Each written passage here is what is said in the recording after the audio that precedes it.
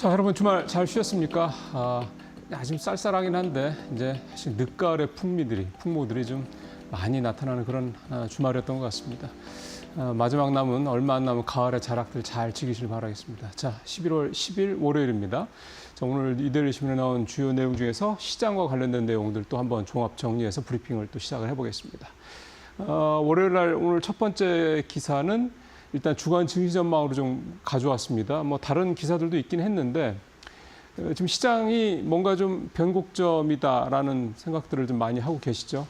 외국인의 그동안 이제 우리 지수를 4,000포인트대로 끌어올리는데 가장 큰 수급 주체였던 외국인이 앞서 표에서도 보셨습니다만 지난 한 주 동안에만 7조 2천억 원의 우리 주식을 팔아치웠습니다.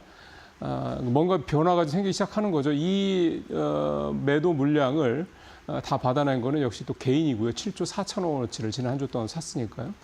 뭔가 변화가 좀 나타나고 있는 상황입니다. 뭐 거품론 얘기도 다시 좀 불거지고 있고 내용은 별로 변한 게 없는데 시장에서 그만큼 영향을 발휘하고 있다는 거는 역시 시장에 뭔가 변화의 바람이 좀 불고 있다 이렇게 좀 볼 수가 있는 거고요.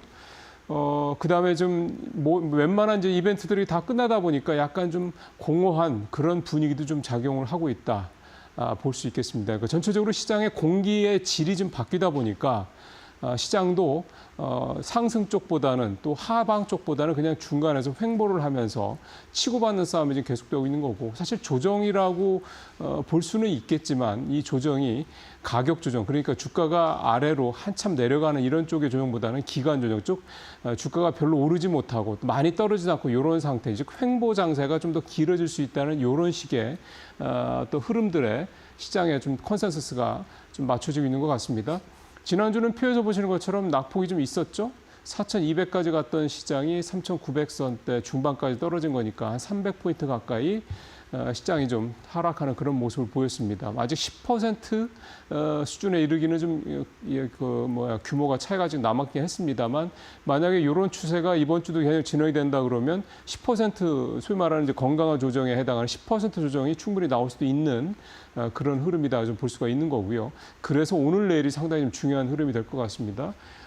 전체적으로 뭐 오른쪽에 빨간색에 있는 것들은 뭐 이제 그냥 아이콘들이긴 한데 AI, 자동차, 뭐 컴퓨터 등등 반도체 이런 쪽 얘기들이 되겠고 이번 주에 보셔야 될 가장 중요한 포인트는 첫 번째는 미국의 셧다운이 해결될 가능성 이 부분이 가장 일단 시장에서는 크게 주목해야 될 부분이라고 좀 볼 수가 있겠고요. 이거에 따라서 사실 외국인의 또 기조, 지금까지 순매도 기조가 좀 계속 진행이 되고 있는데 한 2주 정도 됐죠. 이 외국인의 순매도 기조가 순매수로 전환할 수 있느냐라는 부분, 이 두 가지가 이번 주에는 가장 주목해서 봐야 될 포인트입니다. 하지만 이 두 가지가 다 이번 주에 안 나타날 수도 있기 때문에 그렇게 된다 그러면 이번 주도 지난주와 비슷하게 뭐 낙폭이 이렇게 크지는 않더라도 굉장히 지루한 그런 굉장히 그리고 뭐 피를 말리는 이런 흐름들이 지속될 수도 있다. 이렇게 좀 볼 수가 있겠습니다. 만약에 셧다운이 해소가 되고 지금 남아있는 게 이제 이번 19일 날 당장 이번 주는 아닙니다만 엔비디아 실적도 있고요. 그다음에 미국의 기준금리 인하권들, 이건 12월 달이긴 합니다. 이런 지금 현재 가장 시장에서 주목하고 있는 이슈들이 하나하나 시장에 우호적으로 해석이 된다고 그러면 시장은 다시 달릴 수 있죠. 지금까지 조금 주춤하고 있는 반도체를 비롯한 AI 관련주들이 또 달릴 수 있고요. 이런 부분들 좀 전체적으로 좀 감안을 하면서 시장을 좀 보셔야 될 게 있고 그렇다고 그러면 지금 상황에서 반도체를 대신할 다른 섹터로 내가 포트폴리오를 좀 변경할 거냐 아니면 그동안 많이 달려왔으니까 쉬고 있는 이 가장 주도 섹터인 반도체 쪽, AI 관련된 쪽에 계속해서 좀 더 비중을 늘릴 거냐 이 부분에 대한 고민, 이 부분에 대한 판단을 이번 주 늦어도 다음 주 사이에는 아마 해야 되지 않겠느냐. 이렇게 된다고 그러면 11월은 확실히 좀 쉬어가는 올해 12월, 2025년 11월 장은 좀 확실히 좀 쉬어가는 그런 장이 될 가능성이 높다. 이렇게 좀 볼 수가 있겠습니다. 앞에서 외국인이 7조 2천억 원 지난주 동안 산다고 그랬었는데 그걸 다 받아낸 게 개인이라고 그랬죠. 7조 4천억 원을 샀으니까요. 표 한번 보시죠. 이렇게 개인들이 사고 있는 백그라운드는 뭐가 있을까? 결국은 주식시장에 개인들이 계속 들어오고 있다. 이 부분을 해석할 수가 있겠습니다. 이거는 신규 위탁 계좌, 그러니까 한마디로 이제 주식 계좌를 만드는 이 추이를 좀 보여주는 건데요. 8월 달에 잠깐 주춤했다가 9월, 10월 달, 특히 10월 달에 굉장히 급증하는 모습을 보이고 있죠. 10월 달은 좀 자막에서도 보시는 것처럼 전달 대비 50%나 새로운 주식 계좌가 만들어졌습니다. 그러니까 시장에 대한 기대감이 높아졌다는 얘기고, 서학개미가 미국에 대해 투자를 계속 많이 하고 있다라고 하더라도 국장에 대한 이제 개인 투자자들의 기대감이 굉장히 10월 달부터 높아지고 있다. 잘 아시는 것처럼 10월 달은 이제 4,200선을 이제 주가가 지수가 이제 올라갔던 그런 내용이기도 합니다.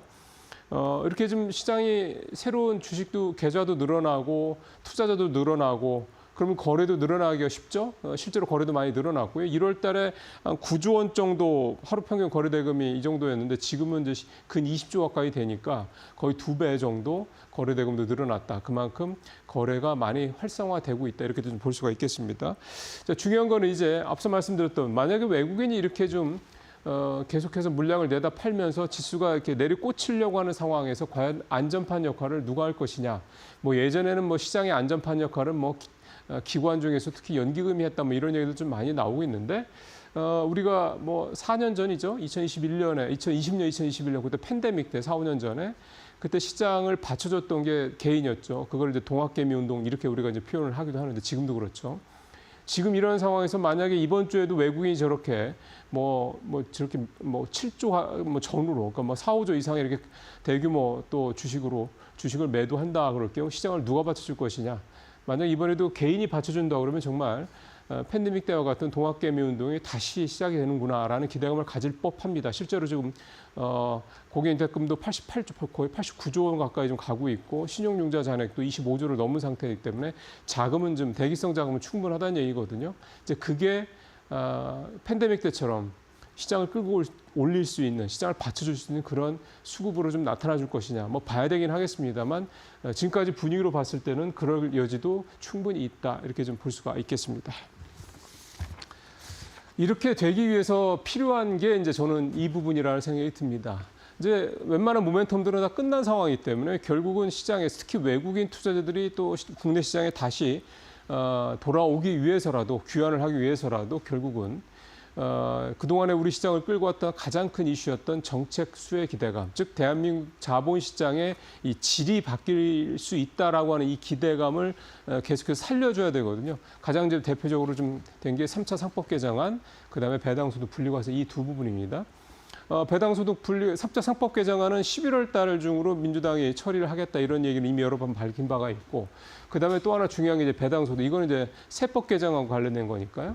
배당소득의 최고 세율, 지금 내년도 세법 개정안에는 35%로 정부가 좀 내놨죠. 이거를 이제 민주당 이소영 의원을 중심으로 해서 민주당 내부에서 25%로 10%포인트를 내려야지 시장에서 효과가 있다, 이렇게 얘기 좀 하고 있고요. 당정이 좀 최종 조율을 하고 있는 상황이긴 합니다. 어제 당정 고위 당정협의회에서는 이 얘기가 논의됐을 것으로 예상이 되고 있고, 뭐 이재명 대통령을 비롯해서 김민석 총리, 그다음 민주당 내에서도 25%로, 물론 이제 이재명 대통령이나 김민석 총리가 명시적으로 25% 얘기를 하지는 않았습니다. 근데 손을 좀 봐서 최대한 빠른 시간 내 11월 내로 좀 결론을 내는 게 좋겠다라는 식의 좀 컨센서스가 만들어지고 있는 상황이기 때문에, 그리고 이제 기재부 내에서도 이 부분에 대해서 조정이 필요할 거다라는 얘기를 하고 있고, 그러니까 바뀌긴 바뀔 것 같습니다. 근데 두 가지가 중요한 포인트입니다. 하나는 25% 정도까지 내려올 거냐. 하여간 25%에서 많이 높더라도, 예를 들어 이소영 의원이 처음에 제기했던 27%나 뭐 이 정도를까지 내려오지 않으면 이 세율의 시장에 미치는 영향은 제한적일 거고요. 오히려 실망하겠죠. 또 하나가 중요한 게 시기입니다. 지금 기재부는 2027년 배당분부터 하자, 그런 얘기는 결국 28년도에 이제 이 배당 관련된 부분들이 실제 시장에서 수치로 나타난다는 얘기가 되는 거거든요. 그럼 이제 벌써 한 2, 3년 뒤 얘기가 되는 거죠. 그러니까 이거는 아니다. 민주당의 이소영 의원은 당장 내년부터 시행을 해야 된다, 이렇게 얘기를 하고 있는 거죠. 그러니까 이 시기 문제, 그다음에 세율, 이 두 가지 문제가 지금 남아있는 이슈다, 이렇게 좀 볼 수가 있겠습니다. 자, 마지막으로 이제 펀드와치 짧게 좀 정리를 해보죠. 지난주에 ETF 상품 중에서 가장 수익률이 좋았던 섹터는 어딜까요? 제목에서 보시는 것처럼 바이오였습니다. 한번 표를 한번 볼까요? 전체 상위 5개 ETF 상품 중에서 1위는 타임폴리오의 K바이오 액티브인데요. 이게 9.8%입니다. 그다음에 삼성 액티브 자산형의 코액트 바이오 헬스케어, 요게 8.2%. 미래에셋 자산운용의 미래에셋 연금 한국 헬스케어 펀드 요게 7% 이렇게 좀 됐습니다. 전체적으로 지난주에 다 마이너스, 그다음에 코스피도 낙폭이 있었던 걸 감안하면 9% 거의 10% 가까운 수익률을 레버리지도 아닌 ETF 상품에서 냈다는 건 굉장히 수익률이 좀 잘 나왔다 볼 수가 있겠고요. 지난주 국내 주식형 펀드 평균 수익률은 마이너스 1.2%, 해외 주식형은 마이너스 1.1%다 마이너스죠. 지난주 국가별로는 중국이 3.5%나 급락을 했더라고요. 그다음에 브라질은 반대로 3%가 넘게 상승을 했고, 섹터별로는 헬스케어 역시 전체적으로 우리만 그런 게 아니라 글로벌하게도 헬스케어 쪽 섹터의 상승률이 좀 좋았고요. 개별 상품 보니까 미래에셋 자산운용의 타이거 글로벌 비만 치료제 탑2 플러스 이런 ETF가 있습니다. 이게 3%대로 1위를 좀 차지를 했습니다. 어쨌든 지난주는 우리만 그런 게 아니라 다 바이오가 좀 좋았던 한 주였습니다. 마치겠습니다.